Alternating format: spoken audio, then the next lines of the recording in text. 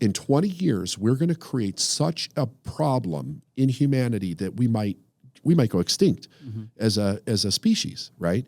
Do they not see this? I think there's a blind reliance on technology and thinking that technology is just going to pull us out of it. And can you say more about that? I think we've spent 200 years in America, especially.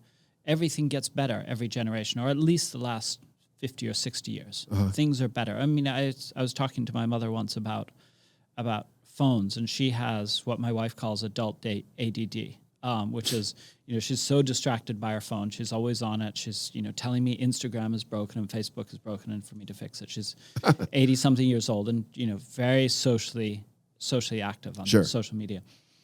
But she also remembers the first phone that was put in her small town and the party line that she had as a child that, you picked it up and you could hear other people speaking.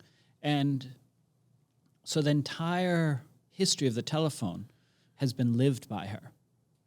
It's pretty incredible to go from this party line all the way to the iPhone 12, right? And this incredible amount, this amazing invention that has allowed us to connect and talk and also to become distracted and sorts of things. So we've become reliant on the idea that, everything's getting better. Cars are getting better. Cars are much better than they were 10 years ago, than they were 40 years ago. All of this constant idea that things are going to get better. Maybe medical care is better. I'm not sure entirely, but we have this reliance on technology. And there are people who believe that climate change, we're going to suck carbon out of the atmosphere. We're going to create these machines that suck carbon out of the atmosphere. I've heard that. And we have a couple of those in operation. The reality is to scale them up is almost impossible.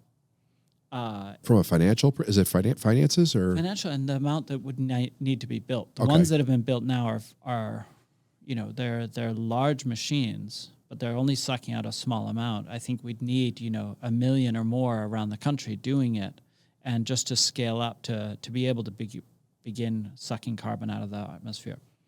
The idea that we'll spray aerosol into the atmosphere that will reflect the sunlight back.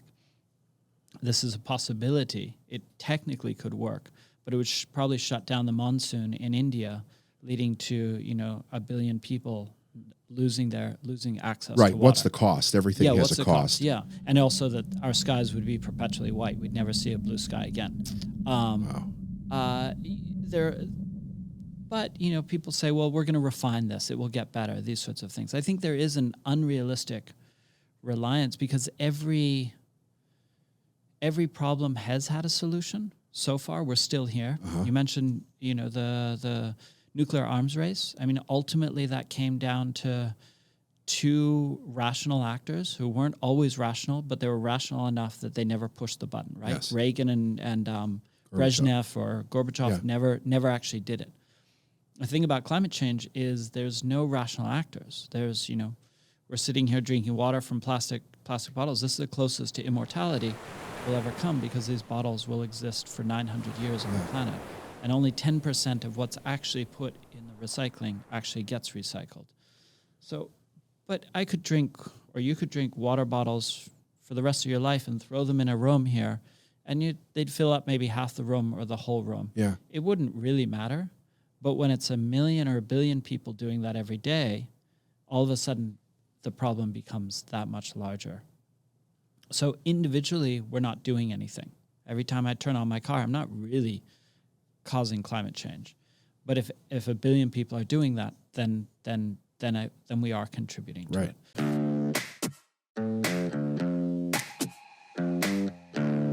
Thanks for listening to the Successful Mind podcast. And if you like what you heard and you want to know more, go to davidnagel.com/free stuff.